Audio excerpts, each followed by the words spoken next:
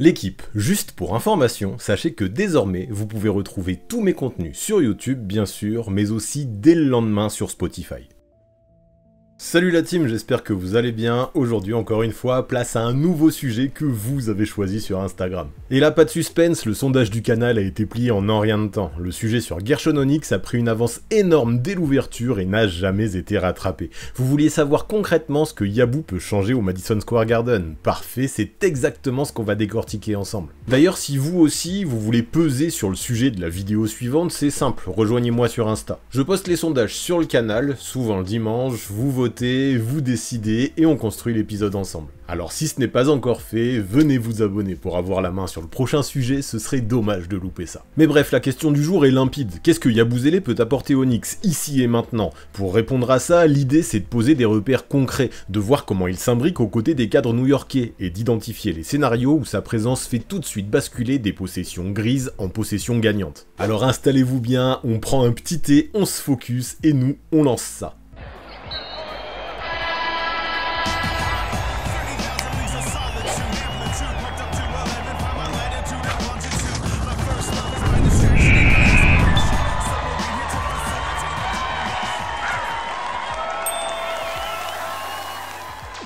Ok, pour commencer, on se remet dans le bain. La saison d'Yabusele à Philadelphie, qu'est-ce qu'on peut en retenir? Sous le maillot des Sixers, Gershon a d'abord coché la case la plus dure, exister tous les soirs. Il revient de l'Euroleague, on le signe pour un deal modeste et très vite il s'installe. Environ 70 matchs, un peu plus de 25 minutes et une production lisible, autour de 11 points, 6 rebonds et 2 passes. L'efficacité suit, près de 50% au tir, quasi 38% de loin sur un bon volume, sans forcer, juste en se rendant utile. Et surtout, un truc qui ne se mesure pas, l'énergie. Le mec court, parle, recadre, met des écrans qui font mal, relève les autres quand la saison part en vrille. Ça ne se voit pas dans le box score, mais tout le monde le sent sur le terrain. Et avant tout, c'est là que je veux qu'on se mette d'accord, son retour en NBA est validé, il a sa place là-bas. Offensivement, son apport a 3 visages. D'abord le tir en catch and shoot, planté dans le corner ou en tête de raquette. Il oblige la défense à rester sur lui et il ouvre la voie à Maxi et aux autres créateurs. Ensuite le short roll, écran, réception à mi-distance, lecture simple et rapide, tirer si c'est ouvert, attaquer si ça ferme, donner l'extra passe si l'aide arrive.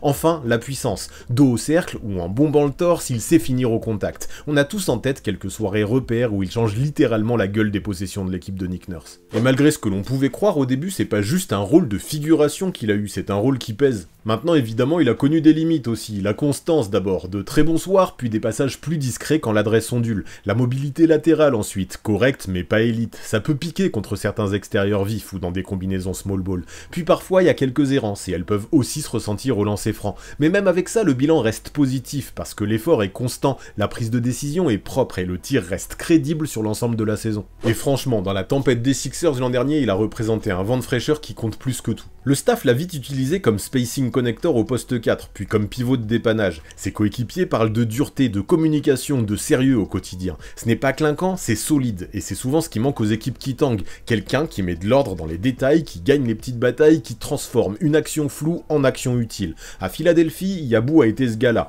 Pas le sauveur, mais le stabilisateur, et quand votre saison part de travers, ça vaut cher. Sauf que voilà, pour le conserver cet été, normal, il fallait aligner un vrai billet. Philly n'a pas vraiment sorti le chéquier, leur offre est restée très basse. New York a flairé l'ouverture et a proposé 2 ans autour de 12 millions. Résultat, les Knicks récupèrent un intérieur plug and play, capable d'étirer le terrain, de tenir physiquement en small ball, d'apporter de l'énergie et d'exercer un leadership discret. Son retour en NBA est réussi, il a retrouvé un rôle grâce à l'effort, un shoot respecté, une puissance utile et un état d'esprit irréprochable, c'est la base. Et maintenant, faut voir comment ça peut s'exercer tout ça au Garden. Et pour comprendre ça, on va regarder d'abord comment ça s'est passé cet été avec la France en sélection, et vous allez voir que ça peut compter pour New York. Cet été, Gershon a porté le brassard de capitaine avec les Bleus, et ça s'est vu partout, pas seulement sur la photo d'avant-match. Dans un groupe rajeuni, il a été la voix qui cadre, qui parle, qui rassemble, qui calme quand ça chauffe, qui relance quand l'énergie tombe. En préparation comme en compétition, il a posé des repères simples, courir, verrouiller le rebond, partager, et il a surtout tenu les promesses du capitanat, être exemplaire dans l'effort, constant dans la communication et présent dans les moments charnières. Je vous le dis franchement, ce rôle-là, il ne s'invente pas, il se gagne, et j'ai trouvé que Gershon avait assumé. Le leadership, ce n'est pas faire le le chef sait organiser le bruit. Sur le banc, lors des temps morts, il a su rappeler les responsabilités de chacun, distribuer les tâches. Il a géré les statuts sans froisser les égos, laisser la place aux jeunes qui montent, responsabiliser les cadres, et traduit le plan du coach en quelques mots que tout le monde comprend.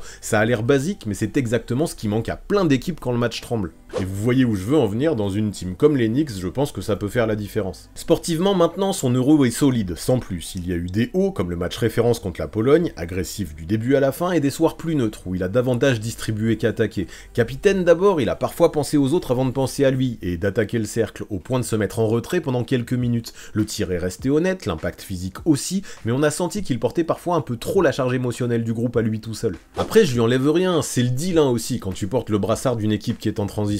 Juste, parfois, je ne retrouvais pas son agressivité dans la peinture qui, par le passé, avait fait son succès. Le truc important pour les Knicks, c'est la traduction NBA. À New York, on ne lui demande pas d'être la première option, mais d'être le vétéran sérieux et vocal. Celui qui parle, qui prévient une erreur de couverture avant qu'elle n'existe, qui rappelle les détails de fin de quart-temps. Sur le terrain, ça veut dire garder la menace au tir pour étirer, choisir ses spots d'agression, et surtout, ne pas s'oublier. Servir les autres, oui, mais s'il impose sa présence 2 ou 3 fois par quart-temps, c'est encore mieux. Et concrètement, dans cette situation, pour la saison prochaine, je m'attends à un équilibre plus juste que celui qu'il a connu cet été. Parce que ce Capitana lui a appris des réflexes transposés, gérer des personnalités fortes, poser des standards quotidiens et se rendre utile autrement. Mais attention à ne pas s'effacer trop souvent au profit du collectif. À New York, avec un cadre clair et des rôles bien découpés, c'est exactement le pas à franchir. Continuer à organiser, mais rappeler régulièrement, par un tir en tête de raquette, un short roll décidé ou un post-up costaud, qu'il est aussi une menace balle en main. Et si l'on veut vraiment se focus sur la NBA et le rôle qu'il aura là-bas, je pense que maintenant il faut voir où en sont les Knicks exactement en ce moment. L'idée est de replacer un petit peu le décor à Big Apple pour voir quel team exactement Yabou va rejoindre, et pourquoi ça compte. Les Knicks sortent de 2 saisons qui ont remis la franchise tout en haut de l'Est. En 2024, l'histoire s'arrête en demi-finale sur un Game 7 cruel face aux Pacers, avec la main de Brunson fracturée en plein match.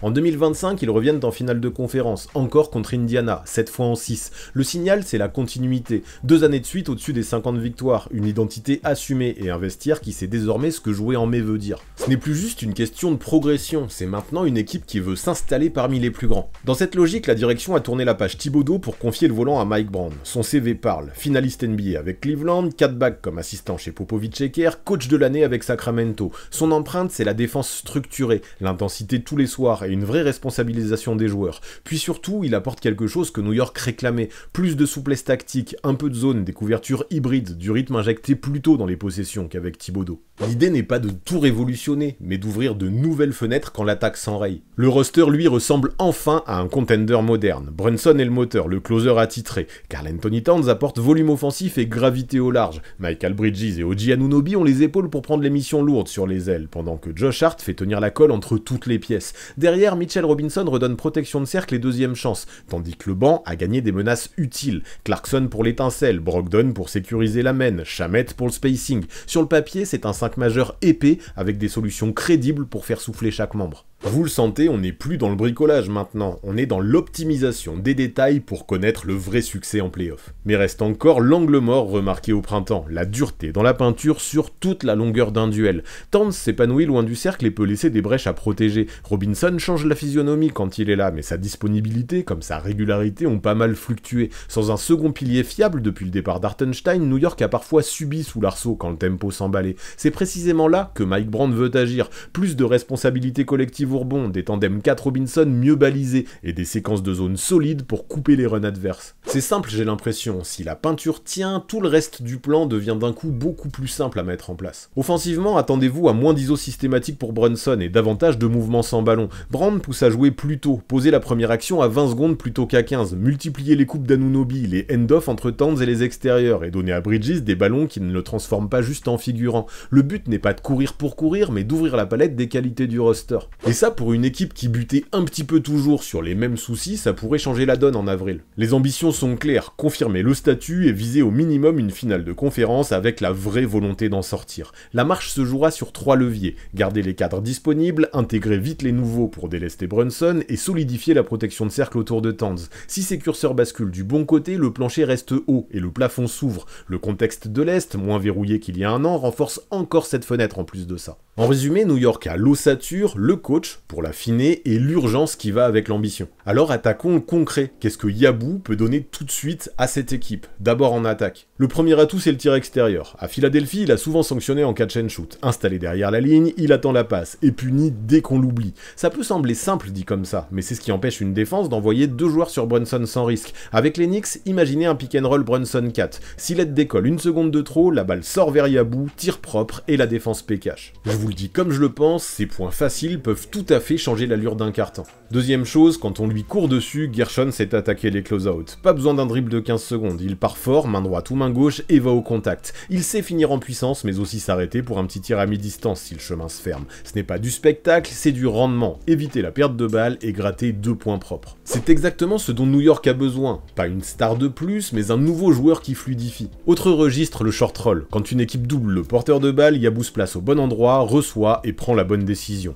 Il peut lâcher la passe rapide sur l'aile, servir un coéquipier qui coupe ou redonner la balle immédiatement pour relancer le tempo. Avec des créateurs comme Brunson ou Bridges, ce rôle prend encore plus de valeur. Il transforme une situation compliquée en opportunité simple. Vous voyez l'idée en fait, c'est le genre de rôle, le genre d'action qui peut empêcher les Knicks de trop souvent se renfermer sur l'ISO. Puis sans ballon, il est utile aussi, ses écrans sont solides, il se déplace intelligemment et il sait profiter d'une défense qui regarde ailleurs pour couper dans le dos. Il peut aussi faire la remise main à main au bon moment, ce qui garde l'attaque fluide. Ces petits détails, ça ne finit pas en highlight, mais ça donne de meilleurs tirs à toute l'équipe. Et puis à côté de ça en plus, dès que le jeu part en transition, j'ai l'impression qu'il est constamment dans son élément. Il court, soit en première vague pour finir près du cercle, soit en trailer pour s'arrêter derrière la ligne et planter à 3 points. Rien de clinquant mais diablement efficace. Ces courses simples permettent de transformer une défense en panier rapide. À Philly, ça a changé l'allure de certains runs, et à New York, avec des gars comme Hart ou OG qui adorent pousser la gonfle, ça peut faire très mal. Mais pour être complet, n'oublions pas un truc primordial, un truc qui compte toujours, les secondes chances. Yabou va au rebond offensif avec envie, pas besoin d'en prendre 10 par match, mais gratter 1 ou 2 possessions, ça change tout.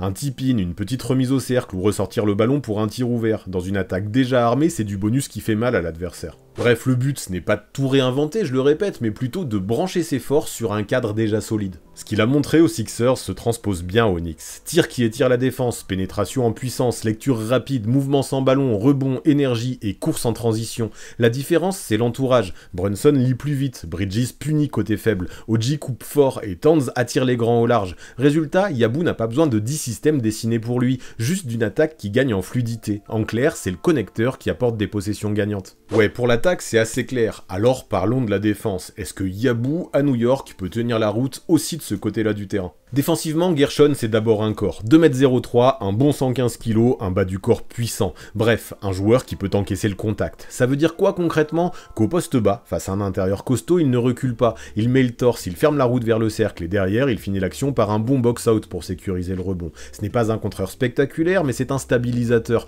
Tu sens que l'adversaire doit travailler plus pour marquer, et ça, c'est déjà beaucoup. Honnêtement, dans une équipe qui vise haut, sans parler d'un protecteur de cercle élite, c'est exactement ce que tu veux de la part d'un role-player qui sort du banc. Côté mobilité, on est sur du correct. Il ne va pas courir après un arrière explosif pendant 24 secondes, mais sur 2 ou 3 dribbles, il tient. Il se place, oriente, conteste, et souvent ça force un tir compliqué. Les coachs vont l'utiliser de manière ciblée, en fin de possession, sur certaines séquences préparées, ou pour couper une ligne vers le cercle. Le reste du temps, son boulot, c'est d'être discipliné en aide, fermer la ligne de fond, gêner un cut, ou ressortir vite sur un shooter.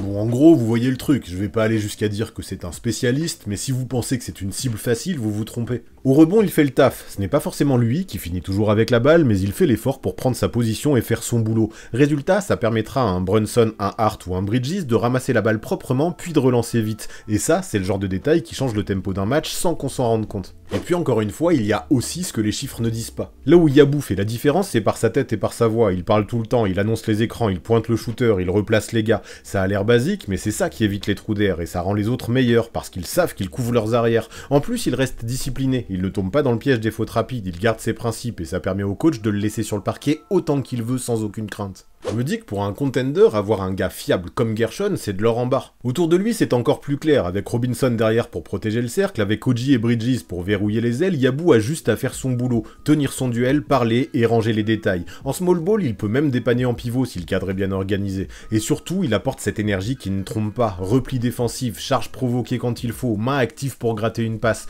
Pas besoin que ça finisse en highlight, ce sont des possessions sauvées, et en playoff, ça vaut très cher. En résumé, je le dis encore, Yabou ne sera jamais un expert défensif, mais jamais il ne sera un boulet non plus. Et dans une équipe qui vise les finales, il correspond exactement, je pense, au profil recherché. À New York, il devrait évoluer majoritairement à son poste naturel d'ailier fort. C'est là qu'il apporte tout de suite du tir pour écarter le jeu, des écrans solides et des coupes malines. Mais Mike Brown aime les formats flexibles. Yabou pourra aussi dépanner en pivot small ball sur des séquences courtes quand il faut courir, switcher un minimum et punir au large. L'idée n'est pas d'en faire la première option, mais un maillon qui rend la vie plus simple à Brunson, Bridges et OG, en créant de l'espace et des angles de passe sans monopoliser la balle. En clair, il arrive pour huiler la machine, pas pour la réinventer, c'est l'objectif principal. Dans la rotation, son point d'entrée c'est la seconde unit, 15 à 22 minutes réalistes selon les matchs, avec un petit bonus si l'adresse est là ou si la raquette est décimée. Autour de Brogdon ou Clarkson, il sert de prise électrique, il joue dur, enchaîne les écrans, trouve les corners, court en transition et gratte 1 ou 2 secondes chance. C'est exactement le profil que Brown adore, propre dans les décisions, énergique et fiable au poste bas. Et vous le verrez vite, son impact ne se mesure pas dans les chiffres, il se mesure avant tout à la fluidité des possessions qu'il joue. Il aura aussi des minutes aux côtés des titulaires pour élargir le terrain. Exemple très simple, Brunson Towns en moteurs principaux, Yabou en menace extérieure côté fort, Bridges et OG prêts à couper côté faible. Si la défense envoie 2 joueurs sur Brunson, la balle ressort, tir propre. Si elle bascule vers Towns, Yabou attaque le close-out et déclenche la rotation en chaîne. Ce type de quintette spacée enlève de la pression au créateur et transforme des tirs compliqués en tirs simples. C'est du basique, mais bien exécuté, il n'y a pas toujours besoin de schémas complexes pour imaginer gagner. Ensuite, quand Mitchell Robinson est là, l'association devient verticalité plus spacing. Mitch roule fort et aspire l'aide. Yabou reste collé à la ligne pour empêcher le repli dans la peinture. Résultat, soit le lob existe, soit le 3 points est ouvert. Et défensivement, c'est confortable. Robinson protège l'arceau, Yabou met le corps, parle et sécurise le rebond par des box-out propres. Sur des équipes qui surchargent la raquette, ce duo punit vite. Et s'il faut changer de rythme, Brown aura aussi des solutions pour passer à des line-up plus petits. Version small ball, tu peux avoir Gershon en pivot entouré de Hart, Bridges et OG pour la hargne et les aides rapides. On joue plutôt dans l'action, on enchaîne les mains à main, on court après rebond. Ce n'est pas fait pour tenir tout un quart-temps, mais pour casser une série adverse, forcer un temps mort, ou survivre quand Robinson est gêné par les fautes. Le tout sans perdre la menace de tir extérieur pour étirer les défenses. On en est tous conscients, un run de 5 minutes parfaitement géré peut tout à fait changer la physionomie d'un match. Son temps de jeu pourrait monter naturellement contre 3 types d'adversaires. Ceux qui trappent le porteur, pour qu'il punisse en short roll, ceux qui suraident côté faible pour qu'il sanctionne en catch and shoot, et ceux qui alignent un 4 plus léger pour qu'il prenne l'ascendant au poste bas. A l'inverse, face à un pivot géant très dominant, on l'utilisera avec Kat ou avec Mitch, pour qu'il se concentre sur le spacing, les écrans et le rebond de fin de chaîne. Le but c'est d'avoir toujours une réponse simple, quel que soit le profil de l'adversaire. Et pour ça, je me dis que la grosse capacité d'adaptation de Gershon à plusieurs line-up pourrait être sacrément précieuse. Dans le style Mike Brown, la règle est claire, jouer plus tôt, bouger plus, décider vite. Yabou colle à cette philosophie, une demi-seconde pour choisir, tirer, attaquer ou faire la passe. Pas d'ego, pas de dribble inutile, et en défense du sérieux. Ça paraît banal, mais c'est exactement ce qui tient une rotation sur 82 matchs pour ensuite performer en play-off. On ne demandera pas à Gershon d'être une star, non, on lui demandera surtout d'être au maximum régulier. Projection concrète, début de saison autour de 17-20 minutes, pic à 22 ou 24 quand les match-ups s'y prêtent ou si un cadre souffle, des titularisations possibles si OG ou Kat sont absents, avec le même cahier des charges, étirer le terrain, donner de l'énergie, lire le jeu et parler en défense, et même pourquoi pas finir quelques matchs. Bref, il peut avoir un rôle clair je pense, modulable et parfaitement taillé pour ses forces. Honnêtement, je le vois dans un costume de 7ème, 8ème homme, autour de 18-20 minutes par match. Dans ce volume, l'attente raisonnable c'est simple et propre, entre 8 et 10 points, 4 à 5 rebonds, 1 à 2 passes, une adresse globale autour de 45% et supérieure à 35% à 3 points. Ce n'est pas la feuille d'une première option, c'est la feuille d'un connecteur qui rend les possessions plus faciles, et c'est exactement ce que New York cherche sur sa seconde unit. Mais là je m'enflamme pas, je m'emballe pas, c'est juste le scénario moyen qui me semble réaliste sans abuser sur les qualités possibles de Gershon. Et donc pourquoi ces chiffres tiennent la route selon moi? Parce qu'à Philadelphie, il a profité des trous dans la rotation pour jouer plus. À New York, la hiérarchie est plus dense, ses minutes pourraient un peu baisser, mais la qualité des tirs pourrait monter. Avec Brunson et Bridges pour le servir, il aura davantage de catch and shoot propres, des short rolls clairs et des coupes mieux payées. Moins de volume peut donc rimer avec autant d'efficacité, voire même plus, parce que le contexte lui donne des tirs qu'il maîtrise. En clair, ce sera moins de « je dois prouver que j'ai ma place NBA » et plus de « je vais tenter de faire le geste parfait pour l'équipe ». Par contre, maintenant, j'ai un scénario plus optimiste qui me plaît beaucoup. Si la confiance s'installe vite, si un cadre souffle ou si un match-up l'avantage, il peut grimper vers 22-25 minutes. Là, on flirte avec 10-12 points par match et 5-6 rebonds. Le tir global peut monter vers 48-50% et derrière l'arc, pointer vers 37 ou 38. Ce n'est pas qu'il se transforme, c'est qu'il a plus de minutes auprès d'un entourage qui met les défenses dans le dur. Et ça, j'ai l'impression que ce n'est pas des promesses en l'air, il peut le faire, c'est juste le prolongement logique de son profil. Puis l'essentiel de toute façon, ce n'est pas la ligne de stats brute, mais la respiration de l'attaque. Avec lui, la seconde unit gagne des points simples, un tir ouvert parce qu'il reste collé à la ligne, une coupe payée parce qu'il a posé l'écran au bon moment, une passe en sortie de short roll qui évite l'ISO forcé. Vous ne verrez pas 10 actions dans le top 10 chaque soir de la part de Gershon, mais vous verrez moins de possessions jetées chez les Knicks, plus de possessions propres. Et ça, d'autant plus quand les stars se reposent, ça peut vraiment rendre un carton positif au score. Il arrive aussi dans de meilleures dispositions mentales. Maintenant, il a un salaire assuré. Sa saison à Philly a servi d'apprentissage XXL, rythme, format, exigence. Son été en bleu a ajouté leadership et communication. Résultat, moins de pression, plus de maîtrise. Ce genre de calme change un détail bête en stop défensif, un doute en tir pris sans trembler. Dans une rotation qui vise loin, ce sang-froid vaut bien mieux que des statistiques. Et du coup, maintenant, en NBA, j'espère voir en Gershon un joueur libéré, pas un joueur qui force sa chance. Certains soirs, il finira un quart-temps parce que son tir tient la défense en respect. D'autres, il fera le lien pendant 6 minutes qui stabilise un run.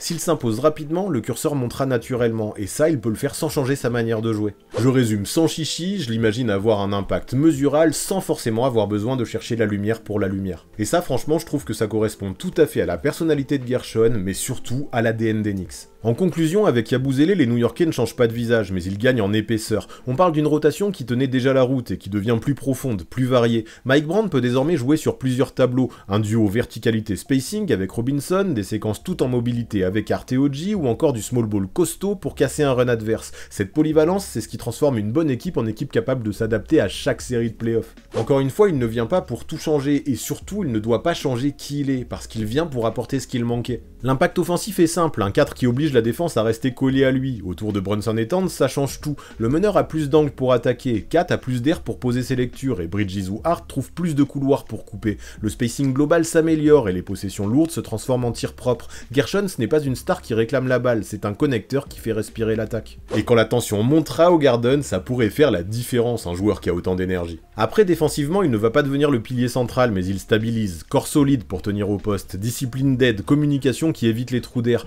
Il ferme des brèches et sécurise des rebonds qui comptent. Dans l'optique Mike Brown, ce genre de profil, c'est une bénédiction. Pas besoin qu'il fasse le contre du siècle, mais le simple fait qu'il ne coûte pas de points bêtes, ça change déjà beaucoup de choses. C'est du travail de l'ombre, mais c'est aussi un apport indispensable dans une équipe qui vise haut. Il y a aussi tout ce qui ne se voit pas dans la feuille de stats, l'écran qui libère Brunson d'une demi-seconde, le box-out qui permet à Hart de partir en transition, la coupe qui force la défense à réagir. Ces petites choses invisibles, c'est exactement ce qui a manqué aux Knicks dans certains matchs serrés l'an passé, et là-dessus, Yabusele coche toutes les cases. Chez ces Knicks, avant tout, Gershon peut clairement élever le plancher de l'équipe, et voire même améliorer son plafond, je trouve ça super positif. Au final, New York gagne une rotation plus profonde, des line-up plus variés, un spacing renforcé autour de ses stars et une défense plus cohérente. Dans une ligue où la différence se joue parfois sur quelques possessions, ce genre d'apport peut faire basculer une série. Est-ce que cet ajout presque infime au premier abord peut être le détail qui aide les Knicks à franchir un cap en playoff? Moi je pense que oui, ou qu'au moins il peut y participer. Mais vous du coup la team, vous en pensez quoi de tout ça? Est-ce que Gershon est la pièce manquante pour permettre aux Knicks de viser enfin les finales NBA, voire plus? Eh bien à votre tour, lâchez-vous, on débriefe tout ça en commentaire, je vous attends de pied ferme.